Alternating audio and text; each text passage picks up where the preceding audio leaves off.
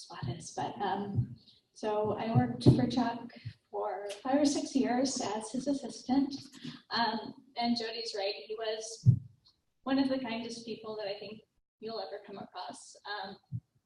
When I started with him, it was my first job in agriculture, and I had no idea what I was doing. And any of you that know me know I have a tendency to ask a billion questions. And even if that may have gotten exhausting, considering the fact that he had 1,000 things to do, he was always there to answer those and did the same thing you could see in every arena that he worked in, which was kind of all of them. He worked in ag, he worked in urban settings, pretty much any reach that he could do, he dabbled in because he had an interest in everything, from social justice and animal well-being. He kind of touched on everything. One of the things, when Mark asked me to talk about this, he kind of asked what I learned or what kind of impact I had from him. And part of that was also the value of relationships and the value of extension. Chuck kind of showed me how important it was to really communicate with people on their level and how to build lasting relationships with people in communities, and how important that was when they're doing a job. He used to always say that, you know, you should never be a farmer. That's way too hard of a job. But at the same time, you know, I'd be getting emails from him at 3 in the morning because he felt the importance of their job and the importance of his job to help them. And that's something that I still try to take to heart when I do what I do every day. So.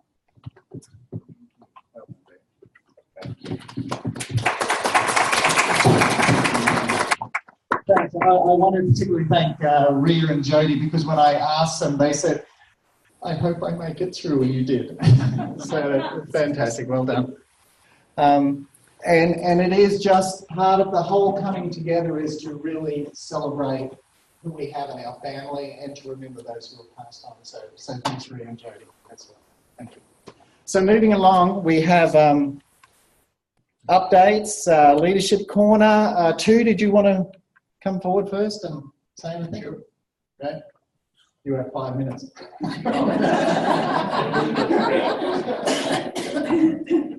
question is, Wendy and Linda, are they on the... I've got some notes from Wendy. Oh. So nothing from Glenda. So. It's okay, I got those notes here. Oh, okay. So this is some of the update from Wendy. I'll start with those. Can you guys hear me back there? And I have them up on the screen behind you too. So. Oh, good. So Wendy is actively searching for a communication director. This is a replacement position for Mike James from earlier this year. Mike James has left us and went to San Jose State University. Wendy had engaged a lot of people in the effort of creating job descriptions for this position. This is a very important position for us, as you guys probably recognize that we're getting a lot more visible today than we were perhaps 3 years ago. A lot of efforts gone into that, and Wendy wants to continue that. Another items that you may or may not know is that in, I believe it was in October 1st of this year, I've transitioned this group, the communication and productions and publishing group, out of my portfolio of responsibility into Wendy's. I think that the time is right for Wendy to really start to work in getting this group into the next level in terms of communications and content development. And I think it's its right time. They have the right business model, and they can go forward from there. Again, Wendy is also working on creating partnerships with the various stakeholders. The CDFA is a major stakeholder with the university, specifically with the Division of Ag and Natural Resources.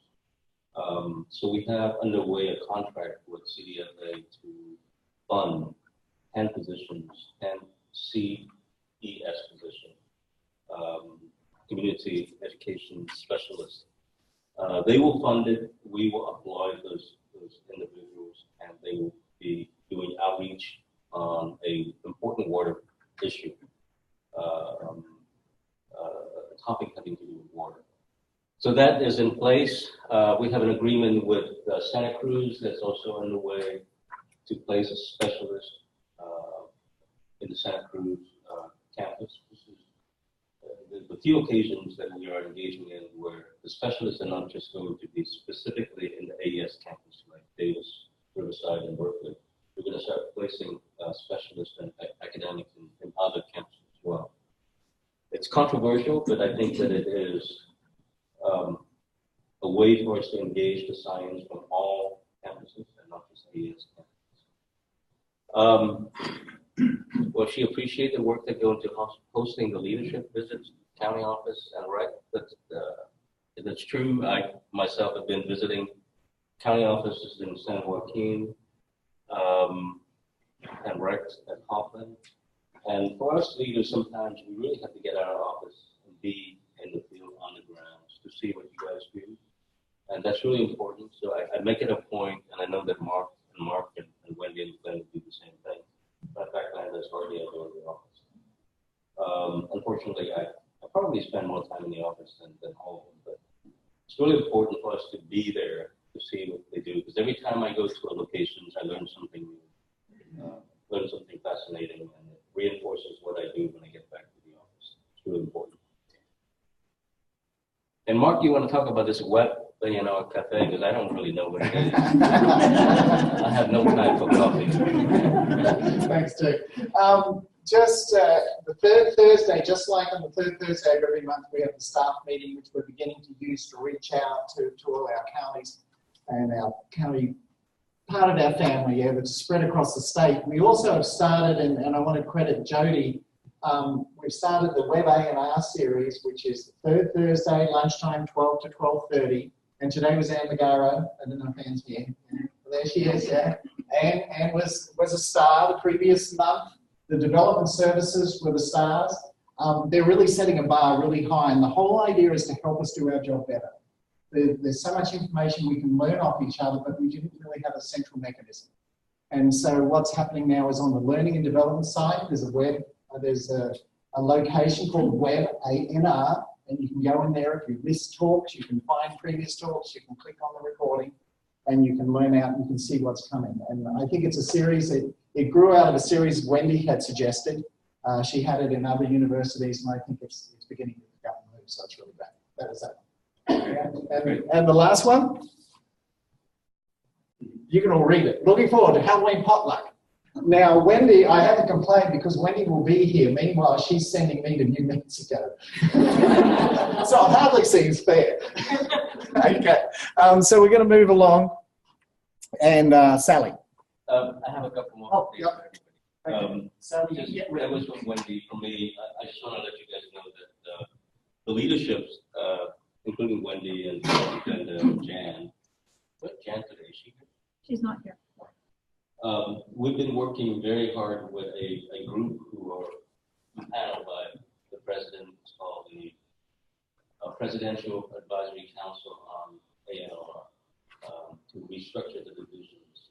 This is an outcome from the effort of reorganizing the Office of the President. And in that effort, Huron Consulting was engaged. They came up with some options for us. We didn't think any of those options really worked, so we have worked very hard.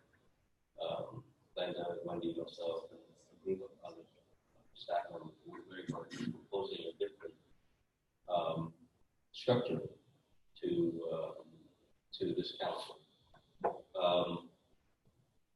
That proposal, I think, is finally getting a lot of traction. With slight changes that they're making, this is going to be the final draft of this recommendations will go to the president sometimes this next month.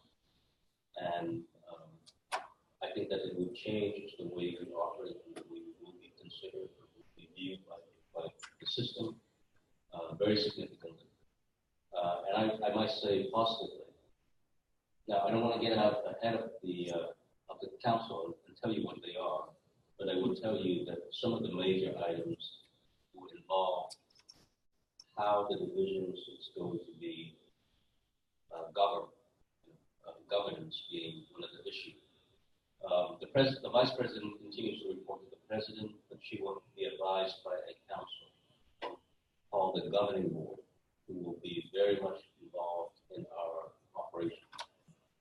They'll look at our strategy, they'll look at our plans, and they'll comment on it, and then report directly to the president, so they don't have to vet their recommendation from us. That allows them to have more latitude in what kind of recommendations they make. And they also have the responsibility of advising the vice president as to how they see the divisions functioning and what change they would like to make. Jim, could you speak a little louder for the people online? Oh, And your time is almost up too. good. I only have a couple more minutes here. So that is the other components of that plan is the budgets.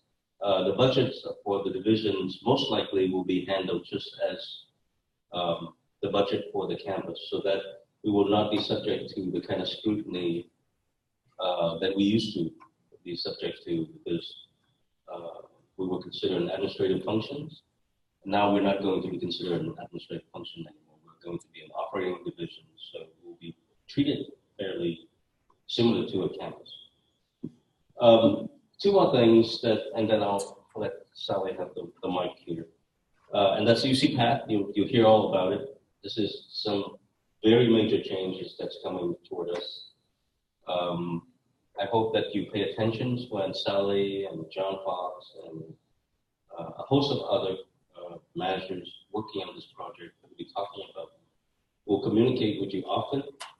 We want you to be paying attention. We want you to be prepared for the change that's upcoming.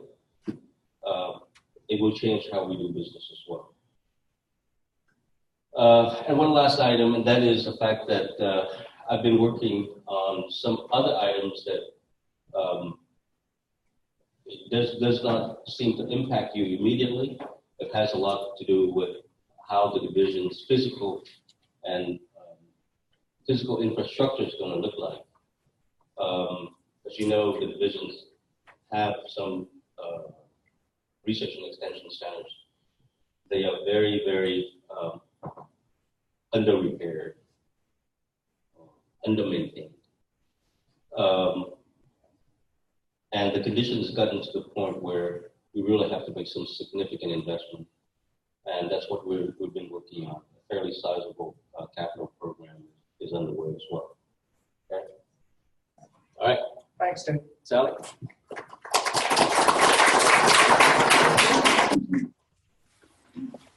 Hey everybody, I'm Sally Harmsworth and I work in the Business Operations Centre here in Davis, and I'm here today to tell you a little bit about UC Path. So before we start, what does PATH stand for? What does the P in PATH stand for? Payroll. Payroll. What does the A stand for? Academic. Academic personnel, probably from the academic personnel staff. What does T stand for? Timekeeping. And H? Human resources. So basically UC Path is a system that is going to change the way our payroll is delivered and human resources is managed and delivered as well. So when do we go live? March 2019. March 2019? Correct, so we will cut over to the new system, UC Path, in March 2019, and we will all receive our first paychecks in April 2019. Okay. So in August, around about August time, we put together a network, an A&R network, and this is a group of people. There's at least one to two people from every rec and county office, and then within the statewide organization, there's a variety of individuals, either per program or across a few programs who are on this network. In each month, we are meeting through a webinar with this group and telling them a theme and a message. And today I'm here to give you the 15-minute version of the full...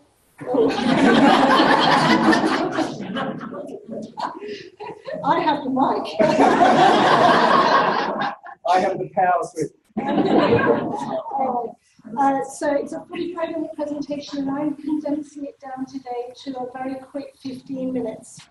I'm going to plan on 15. But 15.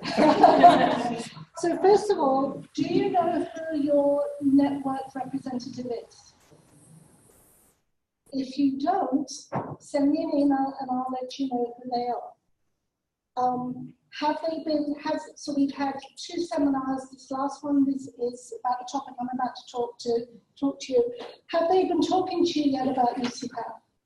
So if you know who your representative is and they haven't been talking to you, reach out to them and say, hey, you know, what do I need to know? Because it's important that they first they're attending the webinar, but they're also disseminating the information that they receive. So today I'm going to talk to you about the benefits of UCPath. There are many benefits. Some of them are benefits to the organization as a whole.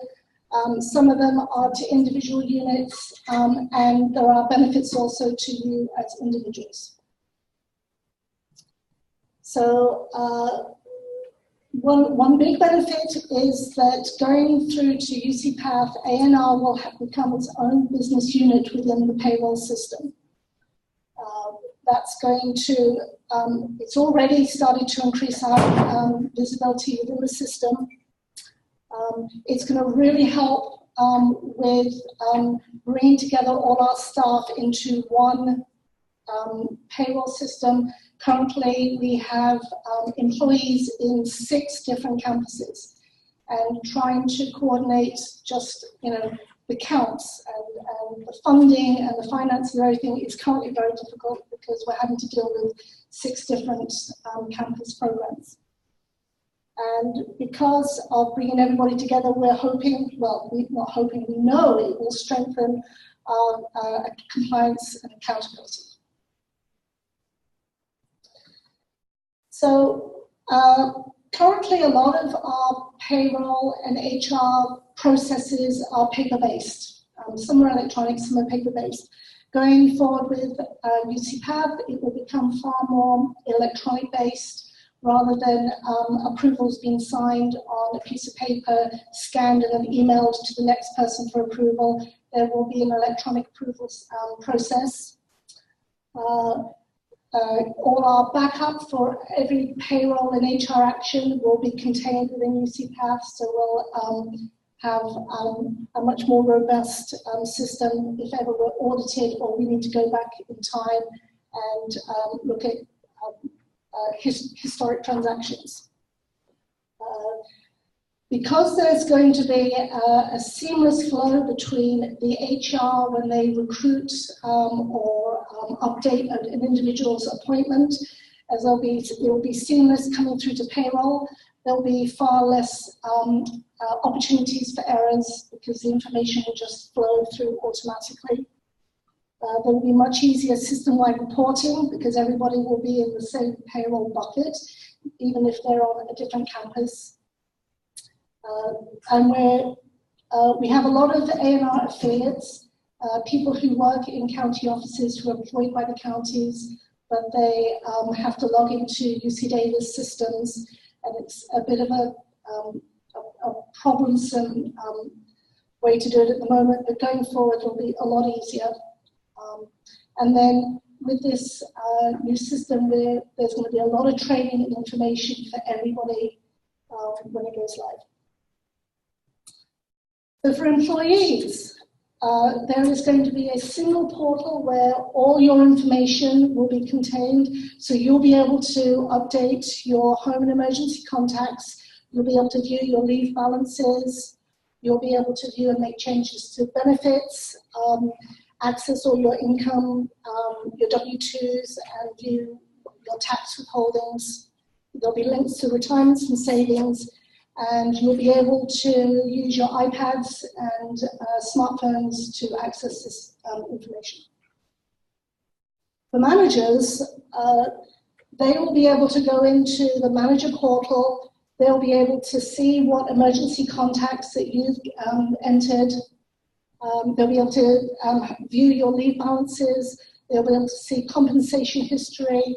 They'll be able to see your job and payroll information. This is often information that we need at budgeting times, or maybe we're looking at a new hire within the unit, and managers are often, we don't currently have this information at our fingertips. We have to go and ask HR, or we have to ask a business manager for this information. So this is going to be very useful for us. Just to let you know, we will not be, managers and supervisors will not be able to view your personal benefit information, your tax information. That is private to you. It really is just those other areas at the top.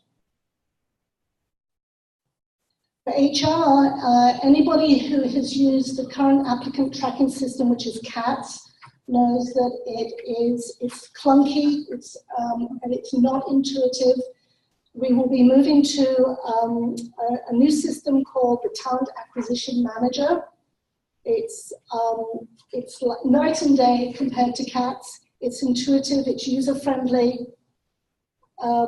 It will, when somebody is applying for a position, the information that they get and receive about the progress of their application will be nicer than it is, more informative than it is.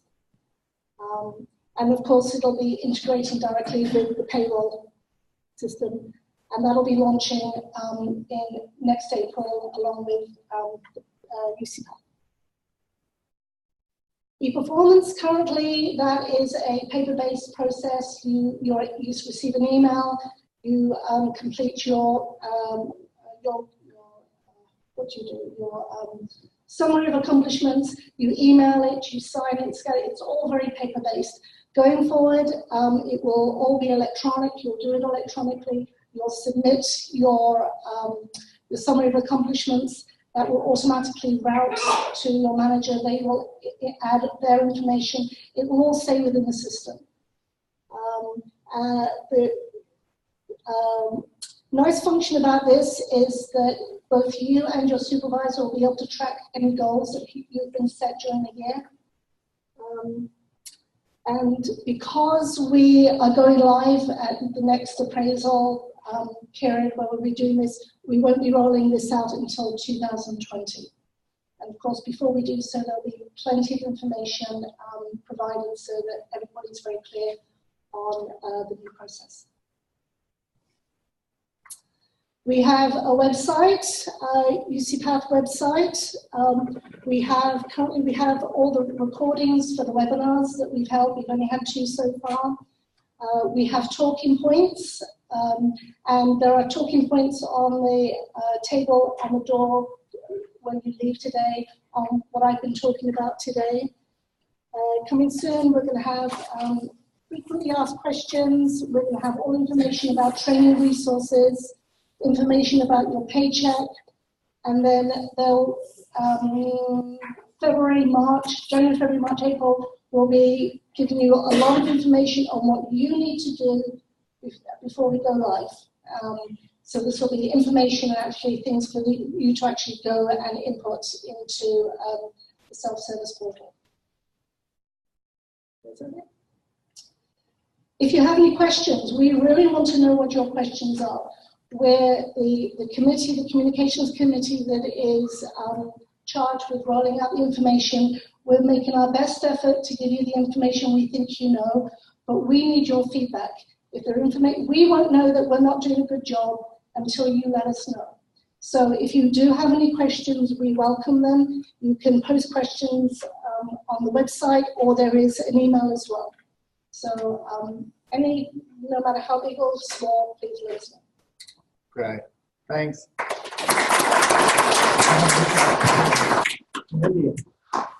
So we've actually got two parts for the UC Pat, but what we thought we'd have Sally first, then Melinda to get us moving, and then Dave Krause. Do we want to actually move? So today's movement thing is a little bit challenging. So if people have issues and don't want to do this or are afraid they're going to injure themselves doing this, don't do it. But please pay attention and try this at home because we all need to know how to get up off the floor. Someday you're going to fall down and you're going to need to know how to get up.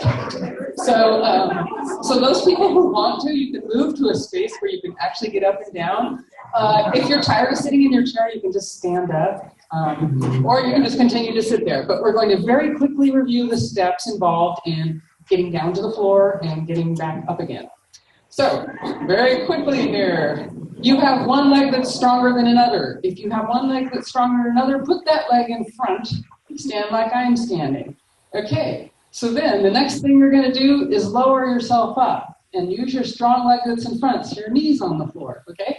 And you might want to touch your quad here for extra bracing. So then you can just tuck this knee. Oops, I missed a point because I'm holding the microphone. So we were like this, then I reached down like this. Then I went like this and I'm on all fours. Okay, at this point, you can just lean over onto one side that feels more comfortable. Look, we're here on the ground, we've fallen. Can we get back up? So, to get back up, you reverse that. So, get back up on all fours. Here we are. Then put your knee up of your strong leg. You can even put an arm on it so you feel extra strong. And if you need help, you might grab a chair next to you or something, but lift yourself up with the strength of your leg here and your back standing up. If you have problems with any of those steps, there's a website here. It's a good way to spot where you might need strengthening, like in your lower body. So, thank you very much. Thanks. Thanks, Melinda. You went for attending. Thanks. That's great. Now, follow that. There's another one for the next part. Sorry. Okay. Okay, thank you. Now everyone can lay down for my presentation. That was great. So how much time do I have? It was dwindling. 7 minutes. Okay. So I'm gonna do 43 slides in 7 minutes. So brace yourselves. So what I'm going to talk about today is a component of the part of it's partially a component of UC Path, but it's partially a component of a broader effort to secure our systems and secure our information at ANR and UC-wide, and that is called multi-factor authentication. So what I'm going to talk about is what exactly that is. Then I'm going to talk about some of the benefits, how to enroll in this system, which I'm going to talk about what that means. And then if there's time, we'll talk about some related changes. So first, I want to mention that we're going to focus primarily on UC Davis enrollment for this particular presentation because UC Davis is going live with this multi-factor authentication business first. So basically, first of all, this is something hopefully everyone who's used a timesheet system or Aggie Travel or any of the other systems that we use from UC Davis has seen. It's a login screen. And it's fairly typical. You put in your username, your passphrase, you log in, you're on your way. Now, what's going to be different is there's this thing called Duo. And if you don't know what Duo is, it's just a system that fits between your login screen and the system you're trying to get to. And all it wants to do is make sure that you are you. So by inserting Duo in between the actual login and the system you're trying to get to, it'll kick you to the secondary screen. And Duo then says, okay, you're saying you're Dave Krause, now prove it. And the way you prove it is you either use your cell phone or you can use a token that's provided or some other mechanism, which we'll talk about in a minute, to identify yourself as who you are. Now for me, I have already enrolled in this system and I've preset my phone to accept notifications from Duo. So immediately after I entered my username and passphrase, this screen actually sent me a message right to my phone. So there's my phone with my cat on it, and That's in the kitchen, so when we eat, she backs in and just stares at us. So I'm not exactly sure if she's using the facilities or just trying to make us uncomfortable. But anyways, so what happens is, boom, I get a little push notification from Duo, basically saying, are you trying to log into the system? So I just tap on that, and it immediately opens the Duo app, and I literally just hit approve, and I'm on my way. I'm in the system. So it's really that simple. Now, I'll be talking about a couple other ways that you can use Duo as well besides that. But I want to let you know that all UC locations will be rolling out MFA, multi-factor authentication, and Duo very soon. UC Davis is planning on rolling it out as a mandatory feature by the end of the year. Now, that also means that if you have UCOP login credentials, you already are using Duo because they rolled it out already. And then we expect the other campuses and locations will also roll it out. So some of us may end up with using Duo for multiple logins across UC systems. Now, the benefits of Duo are pretty easy to share. Now, most of the issues of hacking that you may have heard about UC-wide were issues where someone gained access to a system and pulled down records, and they did that through phishing. If you don't know what phishing is, you probably need to take the cybersecurity training, number one. But it's basically when you get that email that says, hey, we found something wrong. If you could just send us your username and password, we're going to fix it for you. And then you think, well, it's a good idea. I better do that. And then you never hear anything, so you assume, hey, it's fixed. Fantastic. But what actually happened is they used your username and passphrase to gain access to systems and pull down information. Now, the great thing about this is somebody can have your username and passphrase, and they can't access systems. They get the Duo screen, and then you get a notification on your phone saying, are you trying to access the system? And you, no, I'm not. So that means that your account may have been compromised, but they can't gain access to it. That's the main benefit, is to protect you, protect your information, protect your email. It also protects our systems because a number of you have access to key information in various web systems like 4-H or our Master Gardener systems. We don't want our volunteer data to be stolen. So basically, this is helping protect that as well. Now, Duo, the system that's being launched, is also very flexible.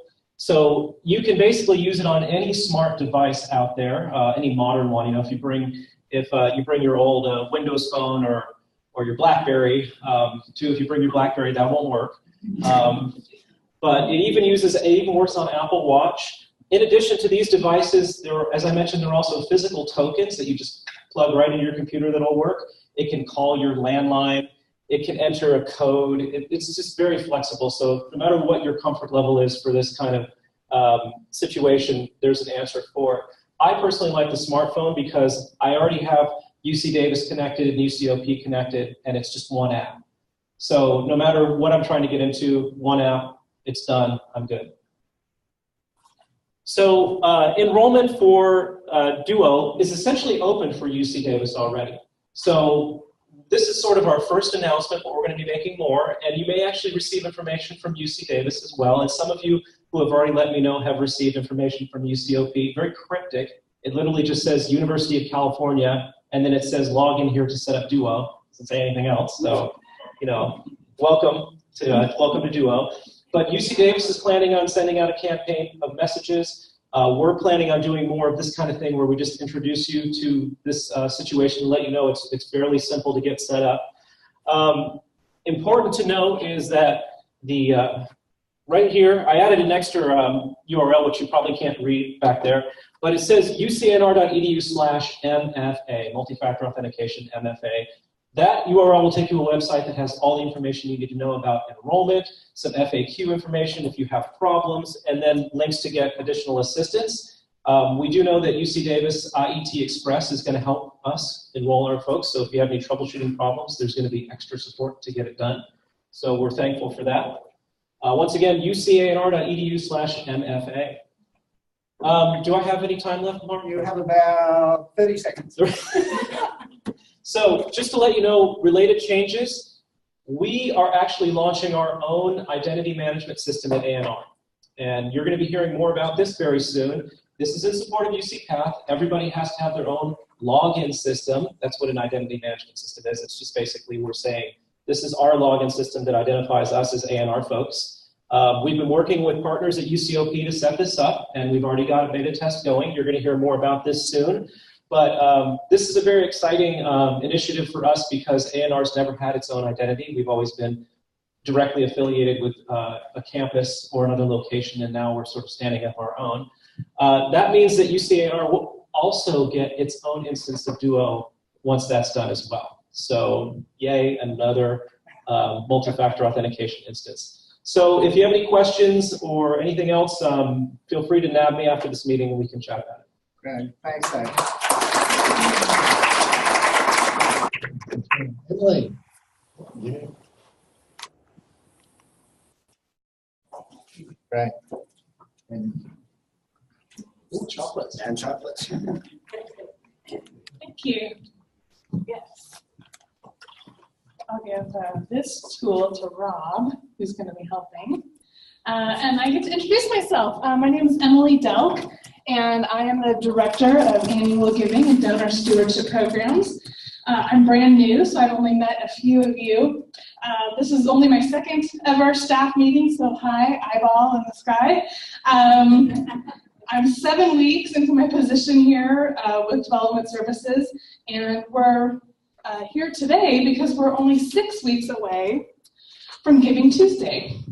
How many of you have participated in Giving Tuesday before?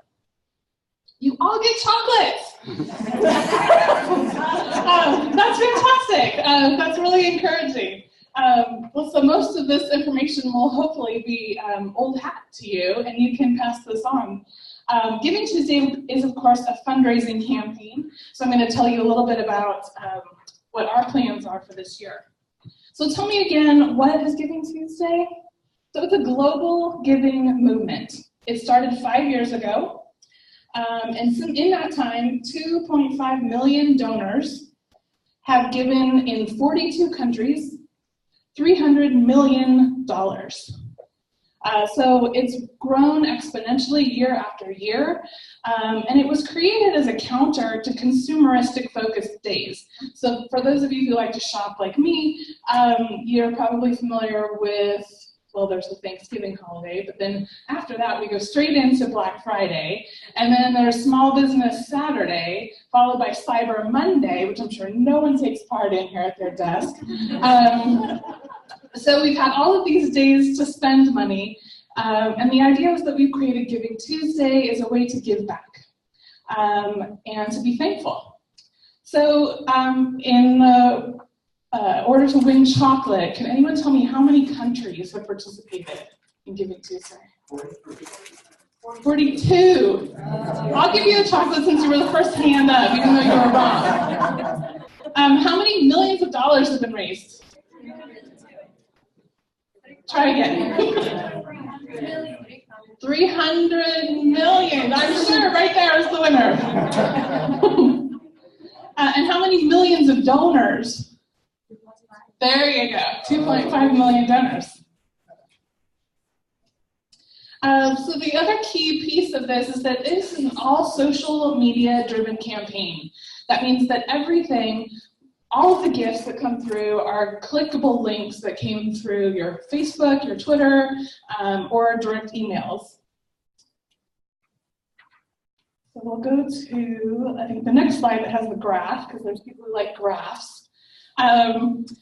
So what's the benefit of us participating in Giving Tuesday? So we're going to build on the strength of this global movement, right? To increase exposure, to build giving for our organization, especially during the holiday giving season. For those of you who aren't involved in fundraising, you may not know that the last quarter of the year is when the majority of the money goes to all nonprofit organizations. So it's this is our busy season. And the time when people are really motivated to be charitable. So we want to take advantage of that. It's an opportunity to celebrate what you've done in the year and to incentivize giving in your community, to share the needs and highlight successes. And did we mention to raise money? So as you can see here at A&R, these are some of our stats. So in fiscal year 2016, we raised $7,400, not a bad start for the first time. But you can see it's grown exponentially. It's the way you want a graph to look. Last year we raised $76,000. This year our goal is $100,000, and I know we're gonna get there because you're gonna help, and because I'm new and I want a good number on my first year. So how do we participate in Giving Tuesday? So I've divided this into 3 different categories. So if you're basic, if you want to be basic, this is what you would do. You're going to make sure you friend, follow UC A&R. Is everybody doing that already? You look at a chocolate right now if you pull out your phone and follow A&R if you aren't already doing so. Or of course that applies to any of our programs, Master Gardeners, 4-H. Make sure you follow us so that you can share and like the posts that we'll be sharing. And then of course, consider making a gift. Most of the gifts that are made through Giving Tuesday are under $100. So the amount of the gift is not as important as the fact that we're just looking for buy-in from everybody to show support. So if you're cool and you want to step things up a level, you might comment and share on your posts specific for your organization or for the program that you support the most. You might go onto our website and look at the toolkit and see that there's resources like sample Facebook messages and Twitter posts. If you can't think of something clever, we'll try and do that for you. You can do something called an unselfie. Who's ever done an unselfie before? Fantastic. I'll talk a little bit more about that in a minute, but we'll have an opportunity for that. And then you're going to share the hashtags, which are hashtag Giving Tuesday, hashtag Neighbor California. That's our new hashtag this year. You may have heard or seen the UC or You Can Reach in the past. So this is our new approach this year because we feel like as residents of California, we're all one another's neighbors. We want to be there in times of need, and we want to be able to share resources, and so that's the direction we're headed. Lastly, if you want to be extra, right? So you want to go the extra mile for Giving Tuesday, you might create your own images and logos with your posts. You might raise matching funds ahead of the time to incentivize donors. You might boost or sponsor ads through social media or lead trainings with your team like we're doing today. So I do have some exciting news to announce. Matching funds, they're really compelling, right? Donors love to know that their gift is being matched. So I can announce today that 4-H has a $25,000 match, which is fantastic. So any gift that gets made to 4-H will be matched by that pool. We're also working on an A&R match, which will also go to support gifts that come in that day. I know some leadership has already committed to that, so we'll announce that final figure shortly. But want to just say thank you to those that made that possible. We're really excited about that. So we're now onto the unselfies. So this is a sample of Glenda, who did an unselfie last year. It's an unselfish selfie. So this is a way for you to share your support, and people love to share pictures of themselves and to post that through their social media sites. So we're going to have an opportunity to do that today. We've got fun, smelly markers and unselfie signs. We've also got photo props if you want to be really silly. So you might say something like, I heart our Golden State. Or you might say, I unselfie for pest management. Rob tells me my spider looks like a cat, but that's probably another species that we need to look into. Or I like to get my hands dirty. So these are the kinds of things you can share. You're also, of course, encouraged to come up with your own fun thing. And last but not least, the countdown has begun. So I'm going to have Rob click on our link to show you our new Giving Tuesday landing page, which hopefully will pop up. So we've got a countdown clock that is live. So that shows the number of days, hours, minutes, seconds until that money comes in to support all the programs that we work so hard for. So if you have any questions, please come see me. I'm up at the top of the stairs. Would love to answer any questions or help you get involved with the campaign. Thank you.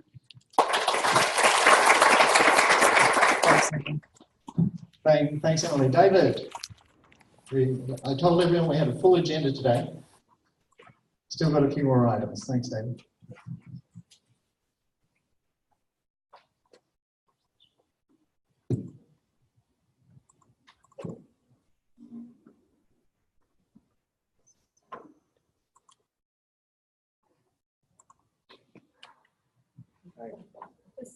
Just sing. Oh, okay. So I'll do this, Rob. Thanks. So we're going to have our annual Halloween party this year. Of course, it's on October 31st. It will be from 11:30 to 1 p.m. in this room here. We're going to have prizes for the a costume contest. We're going to have the scary movie trivia contest again. We'll have prizes for that. We have a sign-up sheet for potluck items that has been sent out via collaborative tools. There's a Google Docs that you can sign up on, or there's a hard copy sign-up sheet on the bulletin board. And we encourage you to bring in kind of like a scary treat or something spooky. We will not have sugar cookies from a local high school. And that's about it. So please come to our party. It's going to be a wonderful time. It's being put on by the 2nd Street Operations Committee. If you don't know, ask someone about that last one. Sorry about that. Is that it, Rob? We good? We good? Okay. I guess that's all we have for that. Great. Thanks, David. Good. Joan. Yes. And do you want to announce what we're going to do while that's happening? Celebrate, and as we celebrate, we're going to say thank you to all the people that supported 4-H.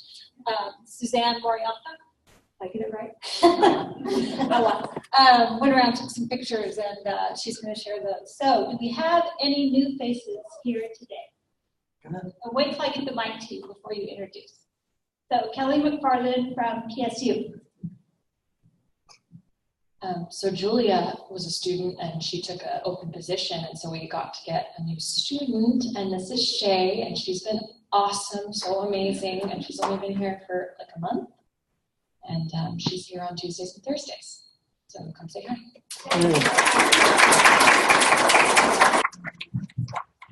Hi everyone, I'm Shay Fordney. I'm a second year at UC Davis. Thank you, welcome. Yep. Anybody else? I have people on my list, but sometimes they don't get forward. So, okay, yeah, we're good. We also talk about birthdays in the month of October. If anybody wants to talk about getting older or having a birthday, just raise your hand. I'll come to you with Mike, or I'll announce it. There's a chocolate if you're prepared to admit it's your birthday. Whoa. Here we go. Okay, Mark Lagomini. My birthday is October 23rd, and I'm going to be 60. As young. Thank you. Tammy Earhart, Development Services. My birthday was on Monday, and I just want to thank everybody who stopped by and said happy birthday. Happy birthday. You don't have to say how old you are. Yeah. Two, are you ever going to tell us when your birthday is? No. Oh. Jody. Azule. My birthday is the day before Halloween. Great. All right, thank you. Thanks, Jen. Dave? Okay. 2-year birthday might be an easy path, so watch out. Okay, folks, so we're going to be quick with this today. I just want to do some follow-up on our earthquake and evacuation drill that was held earlier today. For our folks kind of zooming in or who might be watching this recording at a later time, today is the 3rd Thursday in October. It's an annual day where California and other places throughout the nation practice earthquake safety. It's called the Great California Shakeout. We've done this for 5 years now. This was our 5th year, so congratulations, everyone. And we use this opportunity to basically just practice earthquake safety, to hold a building evacuation, which every A&R location should hopefully be evacuating their building once a year to their safe assembly area. See your safety coordinator about that if your location is not doing it. And if you don't know who your safety coordinator is, please reach out to us. That means they're doing a good job of hiding from you and not holding drills, apparently, right? But just to kind of reiterate things, whenever you hear the fire alarm, if ever you hear the fire alarm, you want to evacuate the building. So even if someone's telling you, hey, that was just a false alarm, I know it is, don't worry about it, please still evacuate the building. There will be people here in the back that might not hear a message from someone in the front trying to say, no, just stay, that kind of thing. So again, we always want to get out whenever we hear the fire alarm. We'll sort things out in the assembly area. Again, you can quickly grab your keys or your cell phone or something if you don't see a hazard right by you. Grab those things when you're going out so you have them with you in case you can't ever get back into the building. But get out as quickly as you can. Find another exit if one's ever blocked. Our assembly area is across at Pena Drive where you were earlier, and line up and wait for your safety contact. A couple things I wanted to mention that are a little bit different when we drill or practice than would be in real life.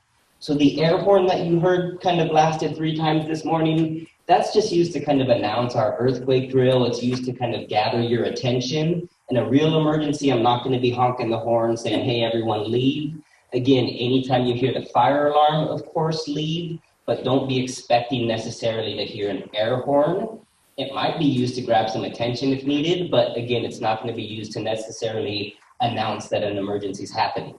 The broadcast system, the phone system that I overtook today to announce messages, that might be used in a real emergency if we need to kind of say something to you. But again, don't be waiting for me to say, hey, everyone, it's time to leave the building. Your safety contacts will guide you always during drills, but in an emergency, they might just meet you over there.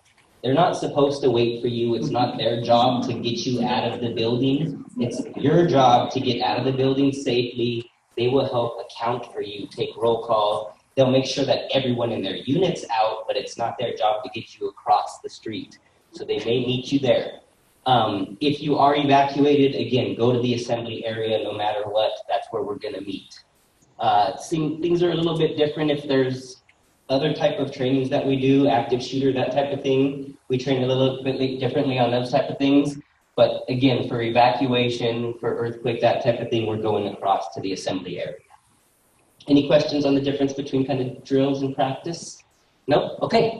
Visitors and guests should always sign in at the reception area. The receptionist, whoever it is that day, takes that sheet and will account for those visitors and guests. If they are visiting someone in the building, they're kind of your responsibility. So whoever they're visiting, whoever arranged that meeting, they kind of belong to you. So help let them know of our procedures. They might not know what those are, so help get them to the right place. A&R employees as guests, if you don't have an assigned space in the building, if you don't have a phone number, if you don't have a desk, even if you're an A&R employee, you're still considered a guest. Even if you're here for UC Path for a month, we kind of want to know who those folks are. We want them to sign in daily because if anything ever happens, we need to make sure that everyone's accounted for. So again, just remember, anyone who's a guest to you is kind of an extension of your responsibility. So help care for those folks. Elevators never should be used during an emergency. Come down the stairs. You won't always know when the emergency is. So again, use those stairs. We do have an evacuation chair that can be used if needed. It's kind of voluntary for you folks to let us know if you might need some help. So you can bring that information to us and we'll keep it private, but we'll know to kind of who to look out for. There is a training team of people who know how to use that chair, so we'll practice that more in the future. And what else? The contact list. You may have filled out the emergency contacts list today, like a little half form while you were out there, or we've sent it around before electronically to your safety contacts. What that really is just in case there's ever an emergency, we might need to contact you or someone you've designated as an emergency contact. That's the information we would use there, and we would only use it then. Again, apparently this stuff's maybe going to be in UC Path, so maybe we won't be doing this, or we'll find a way to kind of connect them in the future. Any questions? These are the folks who were your safety contacts. I just wanted to thank all of you very much for helping to look out for everyone and helping to kind of participate in the drill. So thank you to the safety contacts. Any questions? Did it go well today? Yeah. What if the A&R employees refuse to actually sign in? So I like to say no one is bigger than safety. No matter how nice your jacket is, no matter what your position is. Yeah, so I mean, just in all jest, or in all seriousness, I should say, those folks should be signing in. It's a matter of safety. It's not, we're not trying to track you or anything like that. But everyone should be signing in who doesn't. Two has a desk and a phone though, so I gotta let them off the hook. But others, again, some of those UC Path folks, I mean, Sally, if I need to work with you to find a way that we can, account for those people better, or maybe you can give me a list of their names and we just kind of know that they're expected to be in the building for the next month kind of thing. But in general, if someone's here just kind of on a one-off, they need to be signing in if they don't have an assigned space here. Question. Yes. Can you repeat the question? After hours and on weekends, you have a sign-in. No, that's a good. Repeat the question. Yes, so the question was for after hours or kind of weekends, do we have a sign-in procedure for those days? They have their own. You should be responsible for You're responsible for your group. And anyone else is responsible for themselves. And anyone else in the building with the, or if there's multiple groups. I was thinking more like, did have a fire out there or something, like, something that would be like, I have my group.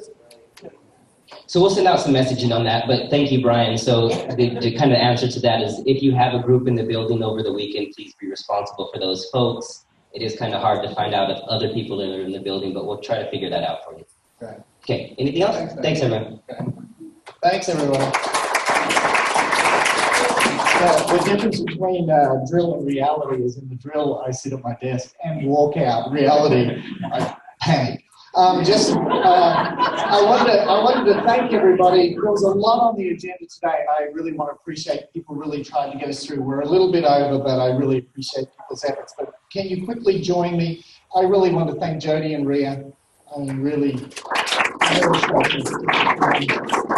Chuck and Jody are very special. Melinda, I'm going to call it David cubed, because we got to see David twice and then David once.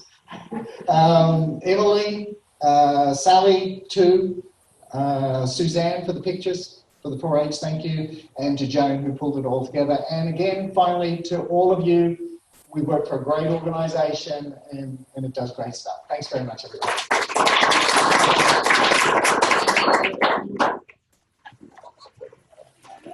Don't forget to take care of yourself.